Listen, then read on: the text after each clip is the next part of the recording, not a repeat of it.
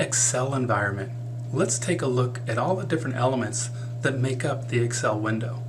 First, we'll take a look in the top left corner. We have our quick access toolbar. This is where we can find some commonly used commands or functions, such as save, undo, redo, and so on. I've added a few others here. We'll learn about that in a later exercise. To the right of that, we have our title bar. Right here it tells us the name of the Excel workbook that we have open. However, right now it says Book 1. It's a default name that Excel gives our workbook. To the right of that, we have our account. This is our Office 365 account that we have logged in. And then on to the right of that, we have our ribbon display options. This is where we can hide, show the tabs, or show the tabs and commands. And then of course we have our good friends, the minimize, restore down, or close. Now below this we have our good friend, the ribbon. Now the ribbon is made up of several components. Of course we have ribbon tabs. As we click through each of these, we can see the different groups that are available in here. Now, for example, on our home ribbon tab, we have different sections here. Each section here is called a group. We have a clipboard group, font group, alignment group, and so on. Now within each group we have a series of commands or functions. Now for example, if I want to center align some content within one of my cells, I'll need to remember to go to the alignment group. If I ever get lost, if I hover over any one of these, it'll tell me what it is. It's a screen tip that appears. So this one's the left align or align center and so on. Now you'll notice that some of these groups, not all, some of these groups have this little icon in the bottom right corner of the group. So here's our alignment and here's this little command. This is called our dialog box launcher. Okay. Now if I click on this dialog box launcher here for numbers group, it'll open up the numbers tab here in the format cells dialog box. I can move this around. And then of course I have my other tabs here as well. This just gives me access to more uncommonly used functions or features. Close that down. Now below this we have our good friend the name box right over here. The name box displays by default the cell in which I have active. Right now it says A1 because that's my active cell. If I click over here, it changes. F7 now. Now to the right of that we have our good friend the formula bar. The formula bar will display formulas that are inside each cell. Below this we have our column headers and our row headers. Okay?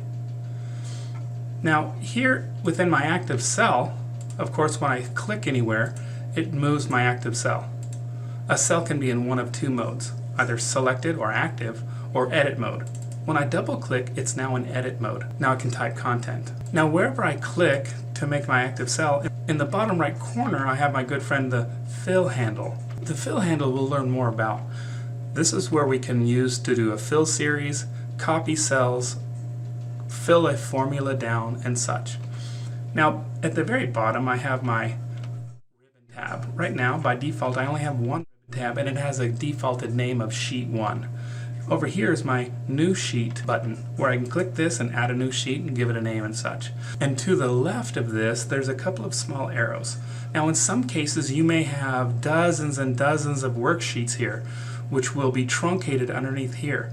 So I can use these to navigate left or right within my worksheets. This is called my worksheet navigation.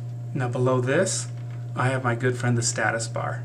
Right now it tells me that I'm ready, its accessibility and such. Later we'll learn all the cool features that the status bar can give us.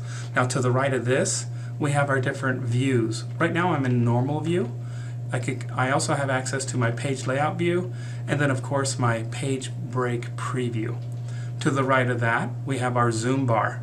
The zoom bar allows me to zoom in and out of my worksheet. If I click this little zoom handle here and drag to the left, I zoom way out. If I click and drag to the right, it zooms way in. And the same thing's true for my zoom out or zoom in options here. And click this a couple times to zoom in.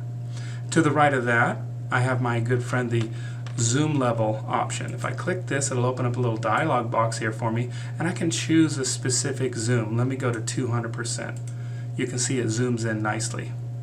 And then over here to the right, we mentioned earlier that we have our ribbon tab options, but right here I have my collapse ribbon option right here. I can click this one time and it collapses my entire ribbon. Now this will allow me to have more of this real estate up here. I can see more of my worksheet. If I click any one of these ribbon tabs, and then it'll open it up for me. Now if I want to expand it and open my ribbon tab again, I'll just come and double click this ribbon tab again and it opens up completely. Now up here I have my comments. If I click comments, it'll open up my comments task pane. This is where I can click new and add a comment if I'm working with a group. I'm going to close that down right now. There's also a share option. If I click this, I can share this directly to a colleague or a friend. And there you have it. That's the Excel environment. Please take time to memorize the general names of things so that you can better navigate through your Excel environment.